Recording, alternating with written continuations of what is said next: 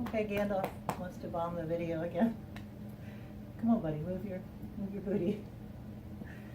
We're going to take a look at the feet today so you can understand the inside edge, dancing on the inside edge that we hear so often in the rhythm and the Latin dances. And this keeps coming up in the studio, especially with young pros that are trying to really work hard on their dancing, and they're taking some of these things literally and actually injuring their feet. With our students, it's helpful also, but unless you have a student who's really a hard worker and practices a lot, they may not be doing the incorrect action enough to hurt themselves. But, you know, a bunion is when this joint here either separates out or the bone gets extremely enlarged here. Now, foot doctor will tell you most bunions are hereditary, but footwear certainly makes a difference if you're wearing tight shoes in the front or high heels, which put a lot of additional pressure on that joint. And of course, we're rolling through that joint all the time in our normal walking actions, and then in dancing, of course, we approach into that joint before we move into the other joints. But what's important is to understand what is the ball of the foot, what is the toe, and what does inside edge of the foot mean. So we'll just look at the rhythm or the Latin dances today, because we also have terminology in our ballroom dances, like in tango, where we have inside edge of foot, inside edge of ball heel, and that can also be overdone or misunderstood. So some of it's through the technicality of the language that we use. But we're going to take a look at the foot, and then I'll bring this closer. This is not the most beautiful set of bones in the world. But these are the metatarsal joints and leading out into the toe joints. Just like in the fingers, we have several joints in the toes and multiple joints in the foot. So what is the ball of the foot is actually the metatarsal heads right here, and all of the fleshy, soft tissue and padding underneath here. So the toes, are they included in the ball of the foot? Maybe not technically, but for dancing, yes. The toes are levers and help us balance. And so when you stand here, now we say in the rhythm dances that we're on the ball of the foot. So that includes the metatarsal heads, the fleshy tissue of the metatarsal heads, and then the toes spreading out onto the floor. And that's all part of it. So I can be at various heights of releve according to how much I work these joints here in the foot to be higher or lower. So the ball of the foot encompasses all different levels of rising, but we're looking mostly today at rhythm dances. And what we want to understand is that we're not dancing or standing on the literal inside edge of the foot, meaning standing on this bone, but we're approaching through the big toe and then the first metatarsal head and then the second toe and the second metatarsal head, and so on in sequence as our toes go into the floor, and the weight then is taken through those metatarsal joints and then through the rest of the foot. If we're doing rhythm or Latin, whether it's a man or lady, you're in a higher heel than normal, so there will be more pressure into the front of the foot than your normal stance, where you can see that the heel bone is the largest bone in the foot and normally carries most of our weight. I have done a video on the deep intrinsic muscles of the foot, your foot's core, and those are the deep muscles that help you to separate the toes and to articulate through the toes. You can take a look at that and understand the foot better, and also the musculature, how we need to develop that. And I covered some of this idea of how to use the joints of the foot in my introduction to cubic motion. But we're going to just look a little closer now and see the anatomy and how it's working. So this is the first metatarsal. This is the largest one, and you can see these are all relatively long, but they're different sizes. The big toe also has the largest bones. So when we're walking, when we're moving, we do roll through the foot, but you can see from the way, even the angle that the toes are shaped, as we come through the walking action, then the push-off phase comes out through the first metatarsal head and out through the big toe. So those bones are larger to support that in the walking action. So the dancing is based on the walk, whether we're doing the rhythm, Latin, or the ballroom dances. So it's important to understand that our weight moves across the foot depending on the actions that we're doing. We want to take a look at this inside edge, as we say. Now what we do is shape the ankle outward.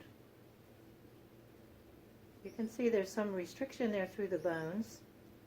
Usually when people sprain their ankle, they sprain it by rolling over it because it's very easy to do that. But there's restrictions here that prevent us usually from overdoing this area. In ballet, we often call that winging the foot. So we're sending the foot out. Again, if you have done any rehabilitation on your foot or your lower leg, you may have done this kind of an exercise with a band, moving the foot then in and out, so you can see how the foot goes both ways. So to make a nice shape in our foot, we wing the foot, we send the foot out. So that already has a sense of this inside, approaching the foot through the inside. And then when we go to put the foot down, now we don't want to dance on the first metatarsal head or bang that into the floor or pound the feet to be grounded. You'll be grounded anyway by gravity and weight.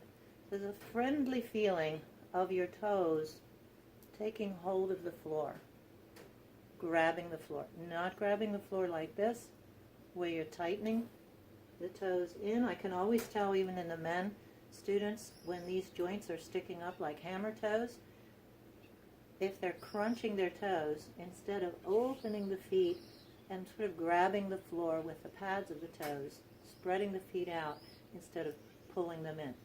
So that word gripping or grabbing the floor can be misunderstood. And also that idea then of banging that first joint, thinking that's the inside edge, and you see I have not approached through the soft padding of the foot. You can see there that sequential movement of moving from the big toe to the second to the third, and so on. To be truly balanced, then, let's say we're in a low heel as a gentleman or a higher heel as a lady. There's a certain amount of weight on all of the metatarsal heads. We don't want all the weight to remain on the first metatarsal head. And we want the approach to be through the joints and through the padding of the toes, then into the metatarsal heads. There. Now we will feel there is some weight into the heel, not as strongly obviously as if you were in a flat shoe. So I'll show this now with my foot. So sometimes people will do this, and they'll pick their toes up and they'll just bang that first metatarsal head into the floor, saying, well, I'm dancing on the inside edge of my foot, because that's the concept. So I'm going to wing the ankle, or wing the foot, and then the first thing that finds the floor are the first and second toes. Now, a lot of us, especially ladies, will have a long second toe, so they may be approaching the floor at the same time. You can see there the flexion then down through the toes, how the toes are spreading out. The metatarsal heads then are finding the floor all the way out to include that on the little toe, the metatarsal head here. Sometimes we forget about that. When we talk about the foot as a box, one side, the other side, and the two sides of the heels. So we're distributing our weight there and using that balance between all of those metatarsal heads with that strong connection to the floor through the toes. So if I'm in a high heel, then when I get up on top of that, I'm standing pretty much on the pads of the metatarsal heads and the pads of the toes.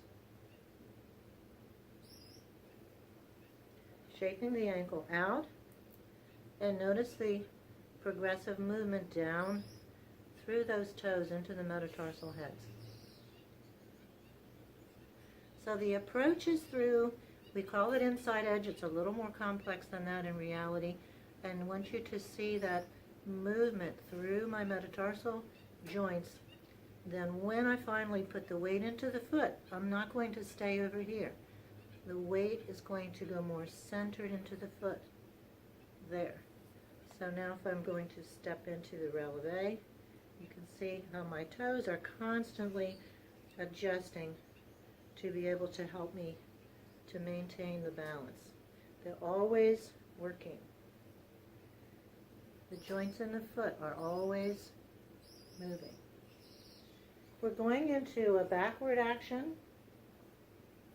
Depends whether we're doing a delayed walk. If we're doing a delayed walk, that will be more onto what we call the ball of the foot, which is really, again, the toes are open. I'm standing on the first metatarsal head primarily, and then also on the second and third. And then as you press into the floor, you'll find the rest of the metatarsal heads, and then find the floor. Now going back with another type of walk where we might point back.